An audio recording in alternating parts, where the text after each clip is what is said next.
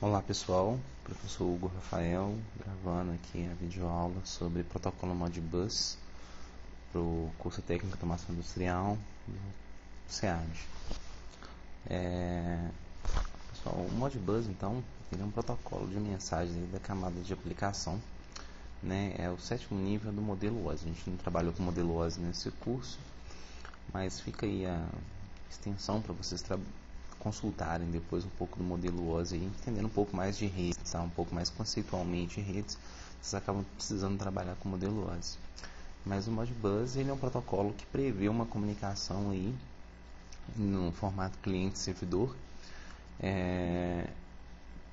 em diferentes tipos de redes físicas, né? A gente pode ter rede serial, rede Ethernet, enfim. Nós vamos visualizar aqui ao longo dessa videoaula algumas possibilidades de utilização para o protocolo Modbus. Então, na verdade, quando a gente está falando assim, tem dois dispositivos aqui da automação que comunicam em Modbus. A gente está falando que o protocolo é Modbus. A rede ela pode ser uma rede serial, ela pode ser uma rede Ethernet, uma outra rede proprietária que utiliza então o protocolo Modbus. A gente vai estudar aqui o protocolo e depois eu vou dar uma ênfase um pouquinho no ambiente serial, que a gente não trabalhou ainda no curso, tá? O Modbus, então, pessoal, é um protocolo aberto e é conhecido no mercado desde 1979. Ele é bem utilizado por vários dispositivos e, assim, o uso de Modbus continua crescendo, tá? É um protocolo de requisição-resposta e as funções que a gente vai trabalhar aqui, as funções que o protocolo, né, implementa, elas são pré-definidas. Então, o que eu quero dizer com isso? Eu quero dizer que, assim como o ASI, as informações vão ser solicitadas pelo mestre, são definidas. Tem uma tabela de funções que o mestre vai utilizar para requisitar as informações e os escravos que implementarem aquelas funções vão poder retornar os valores solicitados, tá? Atualmente, eu coloquei alguns exemplos aí de utilização do Modbus. A gente tem o Modbus utilizando TCP/IP sobre a Ethernet. Então, as redes Ethernet que a gente estudou, a gente poderia ter Modbus, um protocolo sobre aquela rede Ethernet. A gente pode ter Modbus sobre transmissão serial, vai ser que eu vou abordar um pouco mais hoje. Sobre diversos meios, RS-232, que é um meio físico destinado para comunicação entre dois dispositivos, RS-485, que é uma rede um pouco maior. Aí os meios físicos, né, fibra ótica, rádio, enfim, Modbus é possível fazer sobre comunicação serial sobre diversos meios físicos. Modbus, pessoal, é uma rede específica aí da Schneider, o Modbus nasceu na Schneider, então eles têm uma rede completa que eles denominam Modbus Plus, que é uma rede do tipo Load Passing, que é a passagem de bastão. Esse conceito a gente vai trabalhar um pouco mais para frente, quando a gente estiver estudando Profibus, mas é uma rede específica da Schneider, que é Modbus também, tá? Então tá aqui, pessoal, algumas ilustrações eu tirei diretamente da especificação do Modbus, então vai estar em inglês aí à medida que a gente for passando e estudando. A gente vai estudando, mas essa figura aqui ela faz uma alusão aí ao modelo OSI, justamente para falar que o Modbus está na 7ª camada, na camada de aplicação. As camadas inferiores são as mais diversas, né, possíveis, eu estou falando como meio físico serial, meio físico de Ethernet e na 7ª camada o Modbus, tá? E o Modbus ele pode ser utilizado, pessoal, para comunicar diversos dispositivos de automação. Pode ser uma comunicação entre CLPs, por exemplo. Então tem dois PLCs que vão comunicar Modbus sobre TCP/IP. Eu posso ter Modbus sobre Modbus Plus, que é o caso da Schneider. Então, PLC comunicando com IHMs, com dispositivos, drivers aqui são dispositivos de acionamento de motores, inversores, relés, dispositivos para coletar entradas e saídas, as nossas remotas, né? Então eu posso ter isso tudo, basta ter uma gateway que vai converter aqui de Modbus TCP para Modbus Plus, por exemplo, ou então um dispositivo numa rede aqui RS-232, que é um protocolo, que é um meio físico para comunicação serial entre dois dispositivos, ou 485, então que a gente vai trabalhar um pouco mais. Quem vier na prática em Ouro Preto vai ter oportunidade de trabalhar com um ambiente RS-485, tá? Então, enfim, diversos tipos de dispositivos, CLPs, dispositivos de entrada e saída, drivers, enfim, próprios instrumentos mesmo, balanças, encoders. A gente tem já comunicando direto em Modbus. E sobre os diversos meios físicos, que nem eu estou mostrando aí. Aqui um exemplo, pessoal, de arquitetura. A gente pode ter então, um Modbus. Não aparece, não sei porque não está aparecendo meu mouse aqui. Aqui, agora sim. Ops, aqui. A gente pode ter então Modbus funcionando sob TCP no meio físico Ethernet e as gateways que vão fazer a conversão para a gente para RS-232 e RS-485 são as comunicações seriais. A gente vai trabalhar um pouquinho, tá? E esse ambiente permite a gente comunicar dispositivos, CLPs, IHMs, sistemas supervisórios, por exemplo, de nível 3 da pirâmide de automação, podem coletar dados do controlador, por exemplo, por Modbus, sobre meio Ethernet. As possibilidades de utilização do Modbus realmente são diversas, tá? Agora, uma diferença que a gente vai ter dessa aula para as demais é que eu vou dar uma ênfase um pouco no protocolo, para vocês terem a oportunidade de estudar um pouquinho de protocolo, tá? Então, esse aqui, pessoal, é o modelo das mensagens do Modbus. O Modbus, então, ele vai definir o que a gente chama de PDU, ou Protocol Data Unit, que, independente das camadas, sempre vai ter um código de função. Então, eu vou falar qual que é a função que eu estou querendo. Eu quero ler uma entrada digital, eu quero escrever uma saída analógica e o dado que eu estou querendo. Qual que é essa entrada digital ou qual que é o valor para essa entrada digital. Isso que vai compor, então, que eu chamo de PDU.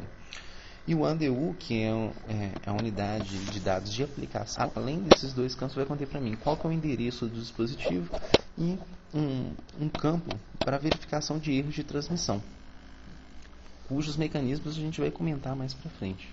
Então, essa é a estrutura básica das mensagens. As mensagens funcionam no modelo de requisição-resposta. Então, o meu cliente, né, o meu cliente que é o mestre da comunicação, ele vai iniciar uma comunicação, passando para mim o código da função e qual que é o dado que eu estou querendo. O meu servidor, que na verdade é um escravo da rede, ele vai pegar e vai preencher uma mensagem contendo para aquela função e para aquele dado solicitado qual que é a informação que eu tenho. Então, o meu cliente recebe o retorno dessa informação. E isso tanto no caso de uma comunicação bem sucedida, quanto no caso de uma comunicação mal sucedida, no qual o meu provedor de informação pode preencher com código de exceção de erro, uma tratativa de erro, e o meu cliente receber essa tratativa de erro, tá? O fato é que sempre vai ter essa parte de requisição-resposta. É necessário que o mestre solicite uma informação para que o escravo possa responder. No protocolo Modbus a gente vai trabalhar basicamente com dois tipos de dados, tá? São dados booleanos, então 0 ou 1, e dados, quando eu digo palavra não sinalizada, é do tipo Word, dados em 16 bits. Então, a gente tem essas denominações de memórias entradas discretas e registradores, porque as funções que são pré-definidas, elas vão trabalhar com esses tipos de dados. Então, se eu estiver falando de uma função que trabalha com bits, uma função booleana, vai ser ou ela vai trabalhar com um dado do tipo coil, que é tipo uma saída, ou uma entrada discreta. E os registradores, eu vou utilizar tanto registradores de entrada, que são registros de entrada, palavras de entrada, quanto registradores que eu posso utilizar, por exemplo, em implementações aí do protocolo para software e tudo mais. Tá? Aqui, pessoal, um exemplo das principais funções aí implementadas, especificadas, né, na norma Modbus. A gente vai ter, por exemplo, quando eu falar que o código da função é o código número 2, eu tenho então uma função para ler entradas discretas. A função número 1, ele vai ler uma saída. Uma função número 4, ele vai ler um registro de entrada. Então são funções com códigos pré-definidos e elas têm a sua funcionalidade. Cabe ao dispositivo implementar uma determinada funcionalidade ou outra. Por exemplo, eu tenho um instrumento que comunique em Modbus, ele me fornece os dados das suas entradas analógicas. Então ele vai ter implementado nele a função, por exemplo, número 4, que vai ler entradas, vai ler uma única entrada analógica. Eu tenho outras funções que vão ler múltiplas entradas analógicas. Funções de diagnóstico, enfim, um conjunto de funções que são pré-definidas. Eu passo, o mestre solicita o código da função, fala qual que é, por exemplo, eu quero ler uma entrada digital, qual que é essa entrada digital, e o meu escravo retorna o valor em cima dessa mesma função, dessa mesma mensagem, né? Agora, pessoal, então, falando um pouco do protocolo, a gente vai dar um foco relativamente rápido sobre o Modbus serial, tá? O Modbus, sobre o meio serial, ele vai obedecer o princípio da comunicação mestre-escravo, que é esse que eu comecei a falar. Somente um mestre de cada vez é conectado à rede. Então, uma rede vai ter um mestre e ou então vários nossos escravos, com um máximo de 247. Então, vou ter de 1 a 247 escravos na rede. A comunicação ela é sempre iniciada pelo mestre, como eu comecei a falar. Não existe comunicação entre escravos. Então, nenhum escravo vai transmitir dado se não receber uma solicitação do mestre, tá? Então, o mestre vai abrir uma transação Modbus por vez, e essa transação ela pode ocorrer de duas formas: unicast ou broadcast. Quando o mestre abre uma comunicação unicast, ele vai mandar a mensagem para um único escravo. Então, escravo nó X, essa mensagem é para você. O escravo recebe aquela mensagem e envia a resposta para o mestre. Quando a gente falando de um meio, de uma transmissão broadcast, aí o mestre vai enviar a mensagem para todos os escravos. E aí, nesse caso, o mestre não fica esperando a resposta. Uma vez que a comunicação é serial, pessoal, seria todo mundo utilizando o mesmo acesso ao mesmo meio físico, né? Serial e a topologia, a gente vai ver um pouco mais para frente, mas a topologia ela vai ser basicamente ponto a ponto, em linha, né? Então a gente vai, não ponto a ponto, desculpa, em linha o barramento. Todos os dispositivos vão utilizar-se do mesmo meio físico, então não é possível que todos eles retornem essa informação. Então o broadcast vai ser para todos os escravos, eu não vou ter retorno dessa informação. O endereço 0, então, ele é reservado para a comunicação broadcast. Traduzindo isso aqui, pessoal, então eu tenho isso aqui. A imagem de cima aí. A imagem de cima tem um mestre solicitando informação para os seus diversos escravos de forma unicast. Então, ele solicita e o escravo responde. Solicita e o escravo responde. Solicita e o escravo responde. No caso do broadcast, o mestre vai e envia informação, endereço 0, para todos os dispositivos. Todos eles processam e não tem um retorno da informação. Basicamente, essa é a diferença de unicast para o broadcast. Endereçamento, então, pessoal, de dispositivos Modbus funciona da seguinte forma: eu tenho um byte destinado aí a endereçamento, então um byte de 256 possibilidades, né, de 0 a 255. O 0 é destinado para broadcast, endereços de 1 a 247 servem para os escravos, e de 248 a 255 são endereços reservados, eles não vão ser utilizados, tá? Todo o dispositivo que implementar o protocolo Modbus, ele tem que ser capaz de interpretar mensagens para ele que forem direcionadas para o endereço específico dele e para o endereço 0, que é para broadcast. O mestre da rede, num protocolo Modbus, pessoal, ele não tem endereço. Então ele não é endereçado. Ele inicia as comunicações, endereça todos os escravos. Somente ele pode comunicar, então, iniciar uma comunicação. Então ele sabe que toda a mensagem é para ele, quando não é ele que enviou. Então ele não precisa de um endereço. O escravo ele tem um endereço único na rede, não pode ter dois nós, né, com o mesmo endereço. Então essa que é o endereçamento de uma rede aí, Modbus, uma rede serial, né, com o protocolo Modbus. O protocolo Modbus, pessoal, ele vai ter dois modos de transmissão. Vai ser o RTU e o ASCII. ASCII baseado realmente na tabela ASCII.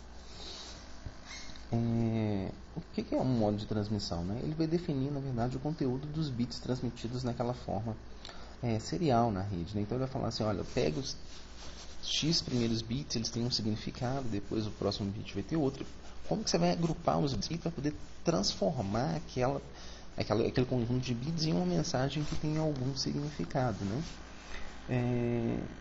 Então, você vai ter dois modos, RTU ou ASCII. O modo de transmissão, seja ele RTU ou ASCII, ele tem que ser o mesmo, ele tem que ser o mesmo para todos os dispositivos na rede que está com o protocolo Modbus. Senão a comunicação não funciona. Imagina que eu estou mandando assim, olha, o primeiro bit vai ter finalidade X, o segundo vai ter finalidade Y, e do outro lado você está agrupando os bits de 2 em 2. Não vai funcionar. Tá? Então, todo mundo tem que estar com o mesmo. Todo dispositivo que se diz que utiliza o protocolo de Modbus, ele tem que implementar pelo menos o modo RTU. O modo RTU não é opcional, ele é obrigatório. Se um dispositivo ele é compatível com o protocolo Modbus, ele vai implementar o modo RTU. O modo ASCII ele é opcional, então alguns dispositivos podem não ter. E até por isso, né, o RTU é o modo default ou o modo padrão de transmissão. Basicamente, pessoal, vou passar um pouquinho mais rápido, que isso aqui a gente já vai caindo muito no nível de bit, não é essa a ideia do curso, mas refere-se a como os bits vão ser agrupados, né? Então, só para você ter uma ideia, no modo RTU, cada byte ele é dividido em 2 caracteres hexadecimais, compostos de 4 bits. É isso. E para cada byte, para cada conjunto de 8 bits, eu vou ter um start bit, o bit de início, os 8 bits de dados, um bit de paridade e um bit de término, que é o stop bit. Só isso. E a paridade? Paridade é um mecanismo para verificar se houve erro de transmissão no byte.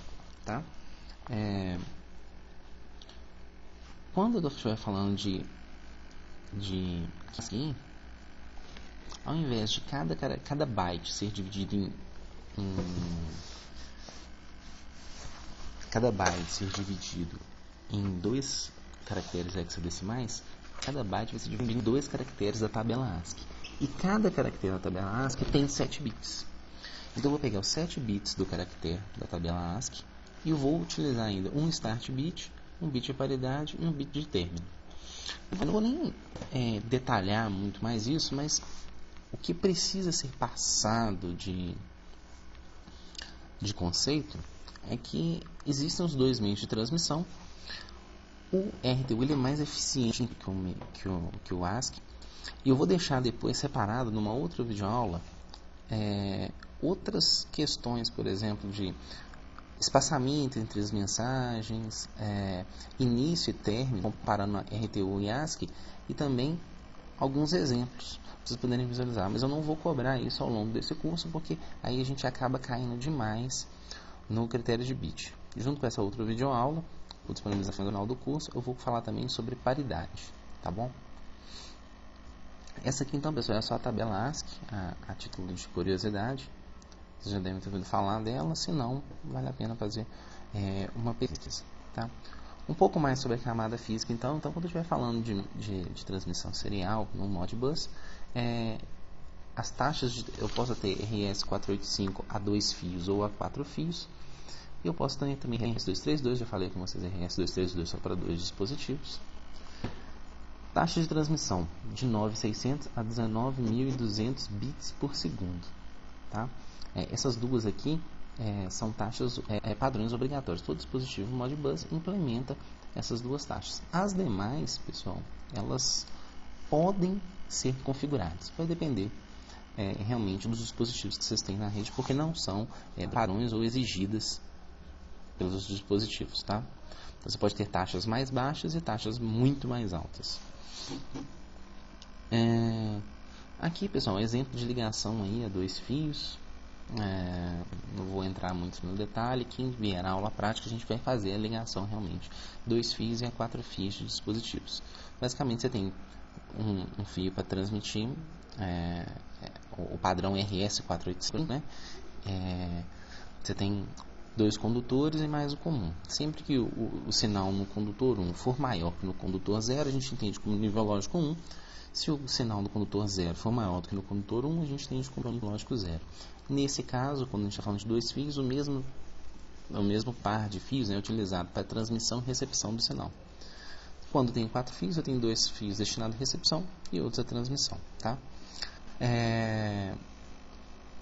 Eu tenho então na norma especificada a questão da pinagem do Modbus serial, seja ele com o conector DB9, que é esse conector aqui embaixo, quanto esse DB9, quanto o conector RJ45, que é o conector utilizado aí nos cabos de rede internet, né? Só a título de curiosidade mesmo, quem precisar vai consultar onde? Vai consultar na norma, tá? Na especificação. Então a gente tem alguns documentos que são importantes. Queria deixar registrado que parte de protocolo a gente tem a especificação que é aberta, tá? Então vocês podem ir no site da modbus.org que está aqui e baixar tanto a especificação da aplicação, a especificação de comunicação serial e também de TCP/IP. Um outro link bastante interessante aí, pessoal, é esse aqui, ó, simplemodbus.ca. Tem uns resumos bastante bacanas sobre Modbus, infelizmente em inglês, mas tem bastante coisa legal, tá? Então, uma visão geral de Modbus. Vou encerrar essa videoaula por aqui. Mais pra frente eu vou disponibilizar uma outra, só falando um pouquinho mais de RTU, ASCII, nem nessa semana, na próxima talvez, só a título de curiosidade mesmo. Um abraço a todos.